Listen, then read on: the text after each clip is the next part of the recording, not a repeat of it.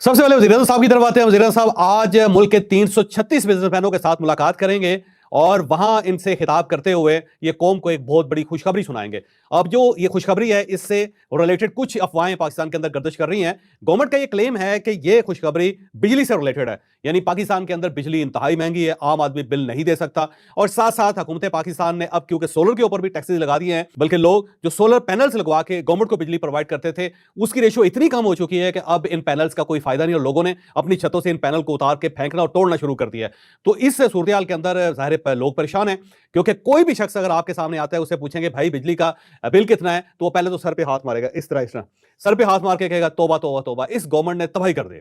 और ये तबाही जो है गर्मियों के मौसम में बहुत ज्यादा आगे बढ़ जाएगी, क्योंकि अब पंखे भी चलेंगे और साथ साथ एयर कंडीशन भी चलेंगे। जब एयर कंडीशन चलेंगे साथ साथ पंखे चलेंगे तो अब आप खुद अंदाजा लगाएं कि बिजली की कीमत और बिजली का बिल कितना ऊंचा चला जाएगा। तो हर आदमी, हर इंसान, हर फैमिली इसके ऊपर परेशान है। तो गवर्नमेंट ऑफ पाकिस्तान की तरफ से आज आवाम को खुशखबरी सुनाई जाएगी, लेकिन ये खुशखबरी को बहुत ज्यादा खुफिया नहीं है। इससे पहले लोगों ने यह क्लेम करना शुरू कर दिया था कि IMF ने हुकूमत पाकिस्तान को इजाजत दे दी है कि आप बिजली की कीमत में 1 रुपया कमी कर सकते हैं। अब सवाल यह है कि जब 80 रुपए के करीब पर यूनिट लोग खरीदेंगे और उसमें से 1 रुपया अगर बिजली कम हो जाएगी तो उससे क्या खास फर्क पड़ेगा। अगर आप 500 यूनिट बिजली इस्तेमाल करते हैं एक महीने के अंदर और 500 रुपया अगर आपका बिल कम आएगा तो उससे आपकी जात पे, तो आपकी पर्सनैलिटी पे और आपके खानदान पे तो कोई खास फर्क नहीं पड़ेगा, क्योंकि बिल इतना ज्यादा है और अखराजात बिजली के इतने ज्यादा हैं कि आम आदमी के लिए अब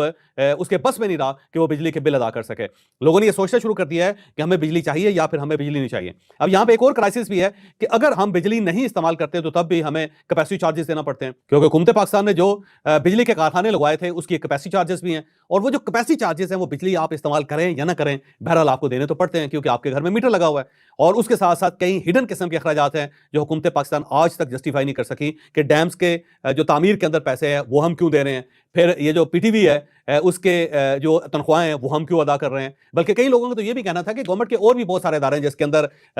स्टील मिल है, जिसके अंदर PI है, जिसके अंदर और 2500 कॉर्पोरेशन हैं। तो हुकूमत पाकिस्तान को ये चाहिए कि इन 2500 कॉर्पोरेशन का बिल या इनकी तनख्वाहें जो है या इनके जो अखराजात है वो भी आवाम के ऊपर पास ऑन कर दें। जिस जिस घर के अंदर मीटर लगा हुआ बिजली का, उन सब से कहें कि आपने इतने अरब रुपए और अदा करने हैं ताकि इन लोगों को तनख्वाहें दी जा सके। तो ये सूरत हाल है। इस सूरत हाल के अंदर अगर हुकूमत पाकिस्तान 1 रुपया फी यूनिट बिजली की कीमत में कमी करती है तो ये कोई बहुत बड़ी खुशखबरी नहीं होगी, क्योंकि इससे तो अच्छा है कि वज़ीर आज़म ये 1 रुपया भी बचा लें। हो सकता है इससे हुकूमत पाकिस्तान को कोई फायदा हो जाए, इससे जो वज़रा की तनख्वाहें हैं उसमें कोई इजाला हो जाए वज़रा का। हो सकता है इससे कोई जो अरकान असम्बली है उनकी तनख्वाहों में क्योंकि इजाफा हुआ है, शायद उसके अंदर ये 1 रुपया कंट्रीब्यूट किया जा सके। तो अगर तो वज़ीर आज़म साहब आज 1 रुपया फी यूनिट बिजली कम करने की खुशखबरी कौम को सुनाते हैं तो कौम ने मेरा ख्याल है इस खुशखबरी को कबूल नहीं करना, और फिर उसके बाद जाहिर वज़ीर आज़म को जो सुबकी होगी, जो गवर्नमेंट की बेइज्जती होगी, उसका आप खुद अंदाजा कर सकते हैं। इसके साथ साथ हमाद साहब ने कल एक तवील ट्वीट की और उस ट्वीट के अंदर उन्होंने इंकशाफ किया कि आज़म स्वाति साहब जब इमरान खान साहब से मुलाकात के लिए गए थे, वहां उन्होंने इमरान खान साहब को यह बताया था कि आलिया हमजा को पंजाब के अंदर काम करते हुए बहुत ज्यादा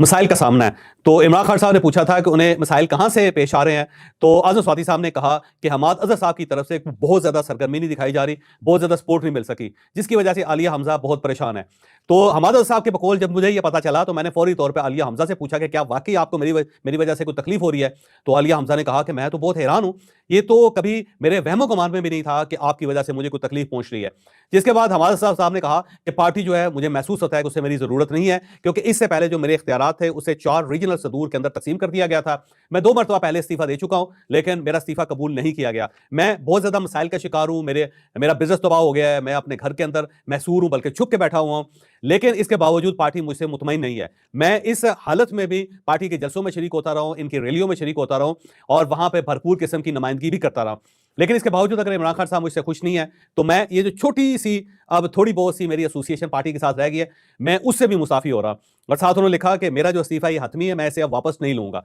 तो उसके बाद स्पेकुलेशन शुरू हो गई हैं कि हमाद अजहर साहब भी बिल आखिर पार्टी छोड़ने पे मजबूर हो चुके हैं, और उसकी बुनियादी वजह यह करार दी जा रही है कि जो शख्स भी इमरान खान साहब के करीब पहुंचता है वो इमरान खान साहब के कान में फूंक मार देता है, और इमरान खान साहब उस फूंक को बिल्कुल दुरुस्त समझ के जो उनके चाहने वाले हैं, जो उनके लिए कुर्बानी देने वाले लोग हैं, उनको इग्नोर कर देते हैं। हमाद अजहर साहब क्योंकि बहुत अरसे से इग्नोर थे और बिल्कुल साइड लाइन थे, और ये ना इमरान खान साहब से मुलाकात कर पा रहे थे और ना ही अपनी आवाज़ इमरान खान साहब तक पहुंचा पा रहे थे, बल्कि उन्होंने कई बार सलमान अकर राजा साहब से दरख्वास्त की कि मेरा मुकदमा इमरान खान साहब की अदालत में पेश करें, लेकिन सलमान अकर राजा साहब जो है अपना मुकदमा भी इमरान खान साहब की अदालत में पेश नहीं कर पा रहे। तो उसमें हमाद अजहर साहब की बारी कब आनी थी। लिहाजा अब ये क्राइसिस जो है वो बढ़ता चला जा रहा है, और ये भी बात दुरुस्त है कि हमाद अजहर साहब पंजाब के अंदर को बेहतर परफॉर्म नहीं कर सके थे। जब से इमरान खान साहब जेल गए हैं اس کے بعد سب کا خیال یہ تھا کہ ہمادرضا صاحب سڑکوں پہ آئیں گے، عوام کو موبلائز کریں گے اور پورا پنجاب سڑکوں پہ لا کے اسے اسلام آباد کی طرف لے جائیں گے۔ لیکن ہمادرضا صاحب پنجاب کو باہر نکالنا تو بڑی دور، بلکہ جب پنجاب کے اندر جلسہ ہوا تھا تو اس وقت پورے لاہور سے صرف 1600 لوگ نکلے تھے، اور اس کے بعد ہمادرضا صاحب کی گڈی بالکل ڈاؤن ہوگی، بلکہ کٹ گئی،